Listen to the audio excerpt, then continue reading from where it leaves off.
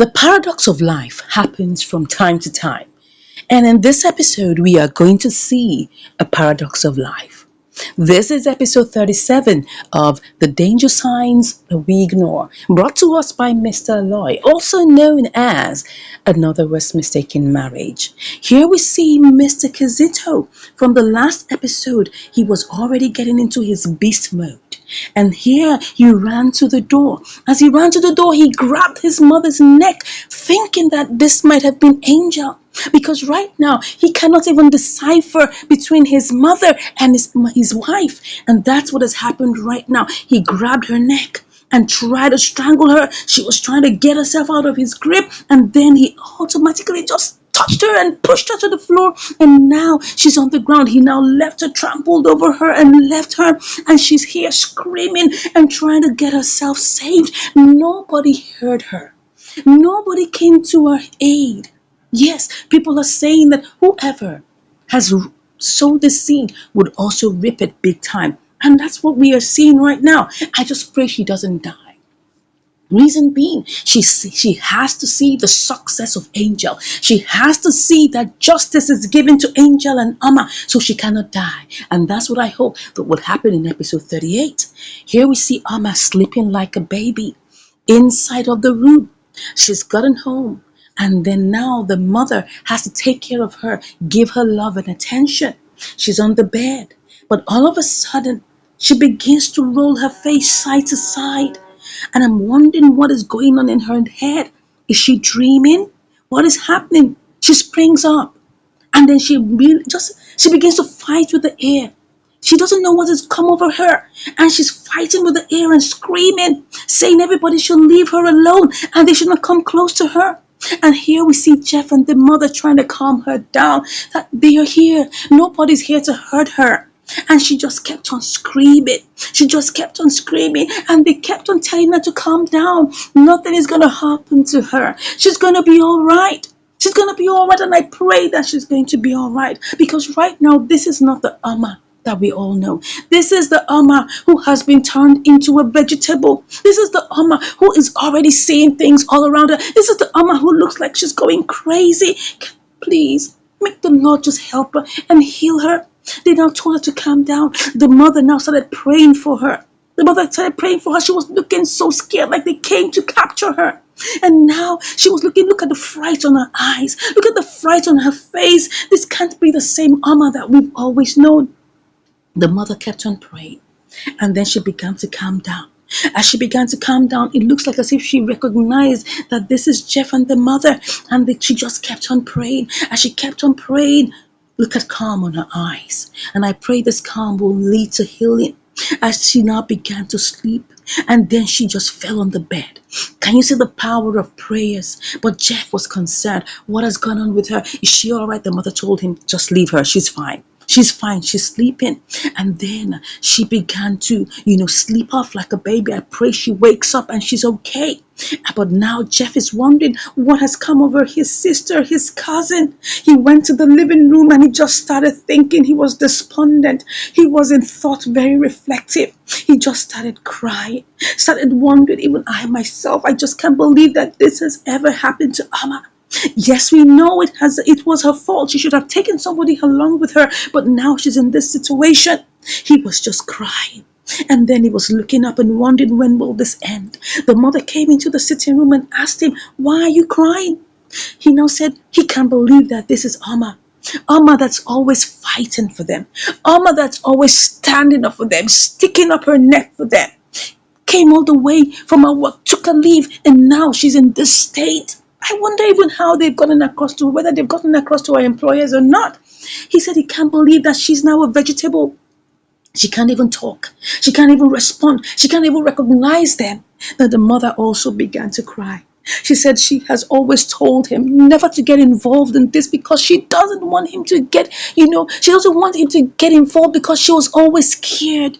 But now she has refused to stop being scared. She will stop being scared. Now she wants to know who did this to her daughter, who did this to her niece, because she cannot just sit down and allow this to happen. She said this person, whoever did this, is going to pay bitterly, and they're going to pay with their life. And now she told him to get up and go find out who did it. He now told the mother. Now the mother, you can see the mother is really, really annoyed. She is ready for action now. She now told him. He now told her. He now told him to get up and go and find out. He now told her that he knows who did it. That it is Kizito. That Kizito was the culprit. He's the one that organized this. The mother now said, "Oh, really? Oh, really? If that is the case, then that means that they need to get up and go and deal with Kizito and show him a lesson." She said she gives him all her permission. She gives him all her permission to go and teach him a bitter lesson. She's not going to sit down any longer and allow this happen. He got up in rage and he now began to go. The mother has already given him the license to go and see that Kizito is dealt with. And Kizito doesn't know what is coming to him. Kizito doesn't know the whirlwind that's going to land to him through Jeff. I believe that this is going to be the beginning of the downfall and the getting of justice for Angel and Oma. Here we see the mother in the house of Kizito. She is coming down the stairs like she always loves to do, but this time around, she heard a big knock on the door. Somebody banging the door profusely, and she was wondering why is such the rage. She now went there to open the door, and then the police just barged in and say they're here to take Kizito. They're here to arrest Kizito. And then Kizito now says, "What's up? What's going on? What's happening? That he's here. He's not going to allow any nonsense happening in his house. What's happening? They should tell him what's happening." Then the policeman told him that he is under arrest on a 3-count charge. First, that he got people to kidnap Omar and rape her. Then number 2, that he almost killed Angel. Number 3, he is keeping Angel in the house against her will. Can you just imagine that? And he now said that he's here to arrest him. He now said, "What are you talking about? That are you sure about what you heard and why are you in the house?" He now said, "Look, they are here to arrest him. They're not ready to start having any bantering with him." And even George told him to keep quiet. He is not ready to start listening to any balderdash about him. He said, "Look, he better just own up. Own up right now and begin to tell them what he did and let them take him away." He said, "What's all this nonsense? Then why would he just come into his house and just expect that he's just going to follow them like that? It doesn't work that way." Even the mother was saying, "What's all this? Who is the person that filed all these charges in the first place?" And he now said it was Angel. He said, "Angel?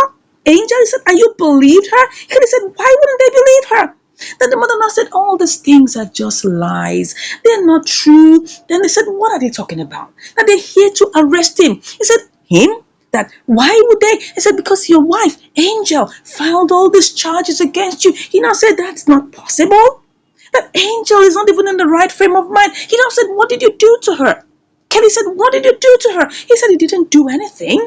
He didn't do anything." So that he now said, "Look, he's there. They're here to arrest him and they don't want to have any discussions with him." He said, "Look, Angel cannot do any of this. She's just lying. She's not even in the right frame of mind to do any such thing."